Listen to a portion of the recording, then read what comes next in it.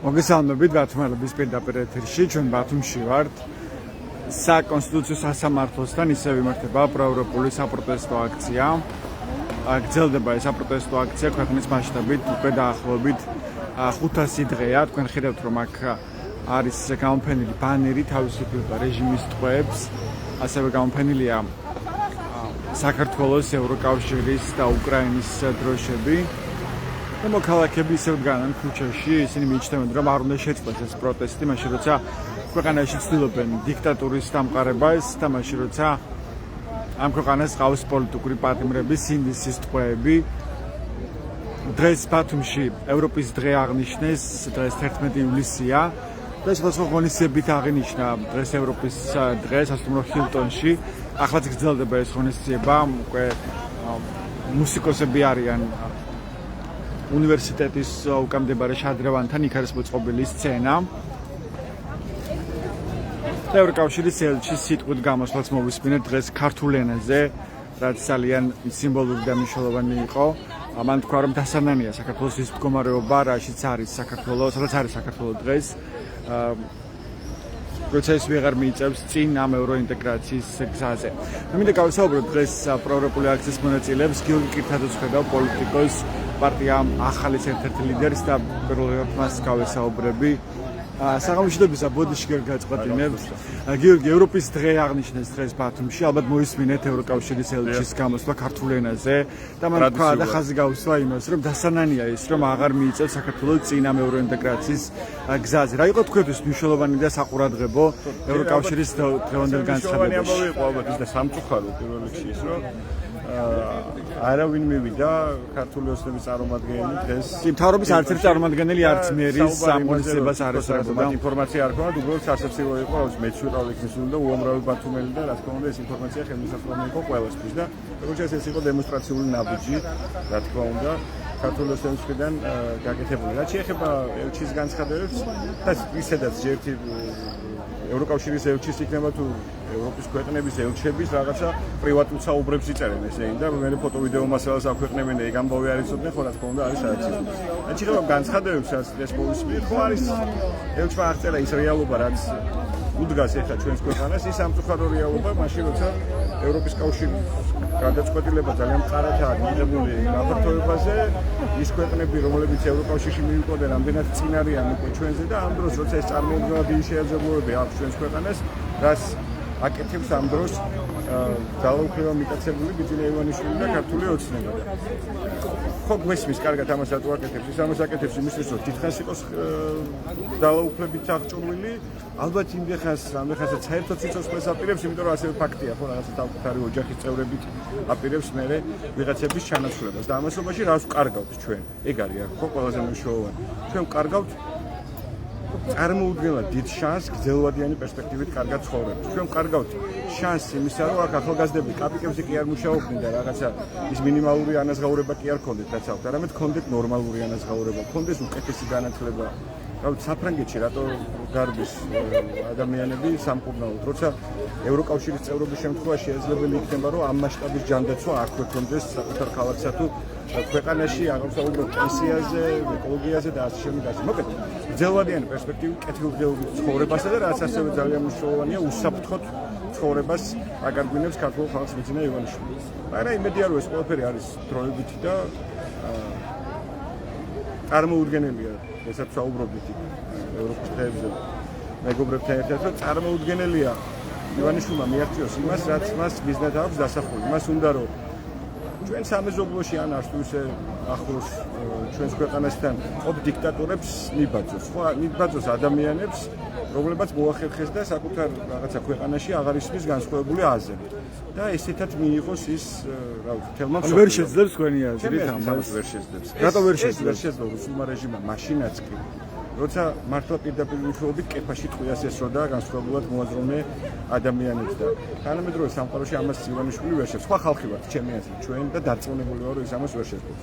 დიდხანს გაგრძელდა, იმაზე უფრო დიდხანს ვიდრე ვისურვებდით ან ველოდით, მაგრამ მე დარწმუნებული ვარ, რომ ამას იქნება ბოლო და ეს ბოლო არ იქნება ძალიან შორს. მაგრამ არის მოსაზრებაც, რომ მაგალითად ვიდრე ოპოზიცია ვერ ეხერხებს იმას, რომ იყოს ერთიანი, მან შექმნას პოზიტიური თვის წესრიგი, ანუ რაღაც დაანახოს მოქალაქეებს ალტერნატივა, რომ ერთია რომ მოქალაქეები ხედავენ საფრთხეებს ამ ქვეყანაში, საიდანაც მიდის ქვეყანა, როგორ შორდება ეს ევროპას და უახლოვდება რუსეთს, მაგრამ მეორე რომ ის ვერ ხედავს ძლიერ ოპოზიციას, რომელსაც შეუძლია შექმნას რაღაცა საინტერესო მომავალი და ამის გამო იბრძოლონ მოქალაქეებმა. თუ კი ეს ასე იქნება, შეიძლება ამ დროს გაიმყაროს კიდევაც ივანიშვილმა თავისი რეჟიმი, თორემ ჩვენ ვხედავთ როგორ იღებს ის ყოველკვირეულად ახალ რეპრესიულ კანონებს, რომ საბოლოოდ ჩაახშოს პროტესტი ამ ქვეყანაში. მესმის ეგ მოსაზრება ბევრისგან გამიგია, ალბათ რაღაც იმათოს მართვალი კი და მნიშვნელოვანი ნაწილი შეიძლება აქაც იყოს, მაგრამ ამას უკვე სულ უნდა გაგვახსენდეს, მაგალითად ბელორუსი, ხო?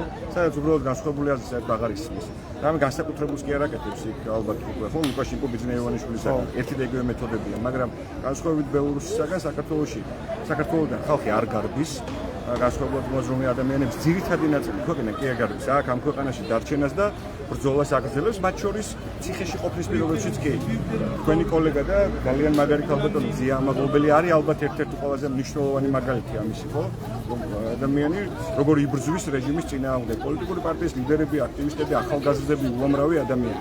ასე რომ ეს ერთად ერთი ხელის მოსმის საუბარი იმაზე, რომ აქ პოლიტიკურმა კლასმა ვერ გაქარჩა მოკლედ ესე რომ ვთქვა და მხოლოდ ამიტომ ივანიშვილის ხელისუფლებაში არ მგონია სამართლიანი, კიდევ ერთხელ ვიმეორებ, იმიტომ რომ ჩვენ დიდ გამოწვევასთან გვაქვს საქმე. ივანიშვილი მის ხელთ არსებულ ყველა რესურსს იყენებს იმისთვის, რომ ეს ისე იყოს, რომ აქ ადამიანებმა გაერთიანება ვერ შეძლონ და პირიქით ქვეყნიდან გაიქცე. ქონია ჩვენ პოლიტიკური სპექტრის, მათ შორის კარგად თანამშრომლობის მაგალითებიც, მაღალი ორგანიზებულობით იყო გამორჩეული, მაგალითად 2024 წლის არჩევნების ლეგიტიმაციის საკითხი და დელეგიტიმაციამ. სწორედ მაგიტომაც მოხდა, რომ მაშინ ოპოზიცია იყო ერთიანი. ჰქონდა ცუდი მაგალითები. ესეთი იყო მაგალითად ეს ეგრეთ წოდებული ადგილობრივი თვითმმართველობის არჩევნები. საბოლოო ჯამში მთავარ ნაწილში გეთახმებით, თუ ქართული საზოგადოება, რომლის დიდი უმრავლესობა წინააღმდეგია ბიძინა ივანიშვილის, თქო და ამ შემთხვევაში საზოგადოებაში გულისხმობ პოლიტიკურ კლასსაც, შეძლებს სწორად ორგანიზებას, რაც უფრო სწრაფად შეძლებს, მოკლედ სწორად ორგანიზებას, მით უფრო სწრაფად დასრულდება რეჟიმი. მაგრამ ეს ორგანიზება ვერ ხერხდება, ესე გამოდის. რაღაცა ხან წარმატებით ხერხდება, ხან ვერ ხერხდება, თუმცა ის რომ დღეს ისევ რეჟიმი მაგრამ ამის რესურსი არის რეჟიმის დალაუფლება მიტაცებული ნიშნავს, რომ ყველაფერი კარგად არ არის. რა თქმა უნდა, არის ამის რესურსი. ამის რესურსი რო არის, ეს იგრძნობა ყველგან, რა ვიცი. ბათუმის ყველა ქუჩაზე, ყველა მაღაზიაში, სადაც არ უნდა შეხვიდეთ, ბათუმში, თბილისში, საქართველოს სხვა ქალაქებში, მუხტი საზოგადოებაში არის. ეს აღწერაც აღიზარდია პოლიტიკოსების მიმართ დევნა არის და იცით, თქვენს და თქვენო მაყურებელმაც რომ უახლოეს პერიოდში ველოდებით ასევე იმას, რომ ჩვენი კოალიციის უკვე გარეთ ყოფილი ლიდერებიც შეიძლება დააპატიმრონ, მაგრამ საბოტაჟის ალბათობით ესეც ბრძოლის ნაწილია, ხო არავინ არ გარბის, პირიქით ღირსეულად იღებს ივანიშვილის ტყვეობას და ამითი რაღაცა ის კი არ არის რაღაცა წააგო და იმითო წავიდა ციხეში, არამედ ეს არის რაღაცა ბრძოლის ახალ ეტაპზე გადასვლა და მაგალითის ჩვენება საზოგადოებისთვის, რომ ბრძოლა უნდა გაგრძელდეს. ჩემი აზრით, პირადი თავგანწირვებით ეს ადამიანები ამას აჩვენებენ. მოკლედ მე ძალიან ოპტიმისტურად ვარ განწყობილი იმით, რაც ხდება ჩვენს ირგვლივ, ჩვენი ქვეყნის გარეთ, ხო? არა მხოლოდ ჩვენ სოფლიოში, უშუალოდ ჩვენ სამეზობლოში ძალიან დასუსტებული არის რუსეთი. იმ პროტესტით, რაც არის ქვეყანაში, შესაძლოა ეს რაღაცა ყოველდღიურ რეჟიმში არ გამოიხატებოდეს 10,000-ობით ადამიანის ქუჩაში გამოსვლით, მაგრამ საჭირო დროს უცა ეს აქცია იყო, ეს უცა დღეს 26 მაისს ნახეთ უამრავი ადამიანი ქუჩაში გამოსულ. მოკლედ, პროტესტი და მუხტი არსად წასულა, სწორი ორგანიზების შემთხვევაში დარწმუნებული ვარ, რომ ქართული ხალხი რეჟიმს დააყენებს. დიდი მადლობა, ეს გიორგი კირთაძე იყო, პარტია ახალის ერთ-ერთი ლიდერი. მოდი მოვუსმინოთ ციალა ქათამიძეს, საღამოშიდობის ციალა. ალბათ მოусმინეთ დღეს ევროკავშირის ელიტს, რომელსაც ჰქონდა გამოსვლა ქართულ ენაზე ისევ ევროპის დღეს, როცა ჰილტონში შეკრებილ მოქალაქეებს მიმართავდა ამ ღონისძიებაზე და იყო თქვენთვის ყველაზე მნიშვნელოვანი და საყურადღებო ევროკავშირის ელჩის გამოსვლაში, გარდა იმისა, რომ მან თქვა, რომ დასანანია, რომ ის საქართველოს აღარ აქვს წინსვლა ევროინტეგრაციის გზაზე, ეს მოცემულობა, სადაც დღეს საქართველო არის და ასევე რას ნიშნავს ის, რომ დღესაც არავინ არ იყო ქართული ოცნების მთავრობიდან ამ ღონისძიებაზე, არავინ არ მისულა ევროპის დღეს. შორის ეგ ფაქტი ძალიან საინტერესო იყო იმ დინამიკის შესაფასებლად, საითკენ მიდის ქართული ოცნება, რომ წინა წელს იყო რაღაცა მცირე წარმომადგენლობა მაინც და წელს უკვე აღარ იყო, რომ აღარ შეერიდებიან იმ ცირებას, რომ საქართველოს არც სწრაფვა და არც სურვილი ოფიციალურად აღარ აქვს ევროკავშირის თემატიკურებში და მათი პატივისცემაც აქედან გამომდინარე გამოჩნდა ამ დღისადმი და ზოგადად ამ ინსტიტუციისადმი. თვითონ ელჩის საკითხთან მიმართებაში, რა ვიცი, მგონი ქართულ საზოგადოებას მადლობის მეტი არაფერი არ ეთქმის იმ გამძლეობისთვის, რომელიც მან გამოიჩინა იმის ფონზე, რასაც ქართული ოცნება პერსონალურად მის წინააღმდეგ აწარმოებდა ამ კამპანიას და უბრალოდ დასაფასებელია მისი ეს განსაკუთრებული თავდასხმის სამიზნე იყო, ხო? მგონი ის და გერმანიის ელჩი, ხო? კონკრეტულ ნაწილში და წინა გამოსვლების და ერთმანეთს ძალიან მოირჩეოდა უშუალოდ იმ დინებებით და იმ რა ვიცი, ზუსტად იმაზე აპელირებით, რაც დარჩა რეალურად ღირებული. ხო, არის ძალიან პირდაპირ გვეუბნებიან სათქმელს, ხო, როგორც მეგობრებს, სადაც ვართ რეალურად. ძალიან დასანანია ყველაფერი, რაც ხდება ჩვენი ქვეყნის თავში, ძალიან ცოტა დარჩა იმის რომ დავრჩეთ ამ სივრცის ნაწილი თუ დარჩეს პერსპექტივა ამ ხო.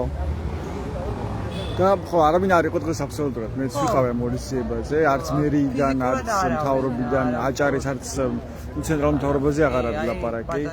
თავმჯდომარე, აჭარის მთავრობის თავმჯდომარე, რომლის უშუალოდ ძალიან დიდი მონაწილეობით განხორციელდა საქართველოს რუსეთის წინააღმდეგ ომის სტრასბურგის სასამართლოში ამ შემთხვევაში ქართული მხარის პოზიციონირების მთავარი არგუმენტაცია, რომელმაც მიაწოდა ბატონმა ზურამ ქართულ მხარეს, ეს ადამიანი, რომელმაც ზუსტად ის რამდენად მნიშვნელოვანია საქართველოს ევროპული არჩევანი, საქართველოს ევროპული და იმისთვის, რათა შორს ვიყოთ კიდევ უფრო მეტად რუსეთისგან და მისი გავლენებისგან თავი დავაღწიოთ, სამწუხაროდ არც ის მოვიდა, აღარ ვამბობ დანარჩენებზე, რომლებისთვისაც არც შინაარსია გასაგები და რაღაცა ეს პატრონული დამოკიდებულებაც მოიწყო. ძალიან სამწუხარო იყო დღეს ჩვენთვის პირადად ეკვა. ხო, ეს მანამდე მაინც ვთილობდა მგონი ეს გამოდიოდა. რომ რაღაცა ქართული ოცნება რომ გამოჩენილი იყო, რომ აი ჩვენ თუმცა სხვა შორის არ ვიცი, უყურათ თქვენმა მაყურებელმა, მაგრამ სადღაც დაახლოებით ჩვენახევრის წინ ბატონ კობახიძეს ჰქონდა ერთ-ერთ დებატებში ეგეთი